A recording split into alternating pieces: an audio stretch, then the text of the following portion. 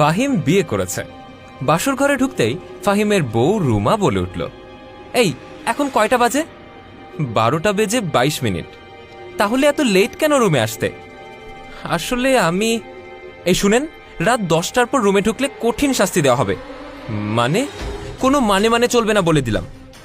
ফাহিম এবার বলে উঠল, আরে ব্যাপার কি, নতুন বউরা তো এভাবে কথা বলে না। বিয়ের প্রথম রাত তো মেয়েরা লজ্জা অনুভব করে। উফ, শুনেন, আমি অন্যদের মতো না, ওকে? তাহলে কেমন? আমি খুব ভয়ানক। আচ্ছা আচ্ছা, অনেক রাত হয়েছে, এবার ঘুমাতে হবে। এবার রুমা আবারও বলে উঠল, আপনি কি নামাজ পড়েছেন? না, পড়া হয়নি। এক্ষুনি নামাজ পড়ে আসেন, নয়তো এই রুম থেকে বের হয়ে যান। রুমার এমন আচরণ দেখে ফাহিম তো খুব ভয় পেয়ে গেল। মনে মনে বলতে লাগলো, সর্বনাশ, আমার মা দেখে খাল কেটে কুমির এনেছে। যে বউ বিয়ের প্রথম রাতে এত কথার পেইন দিতে পারে, সারা জীবন তো আমাকে শুধু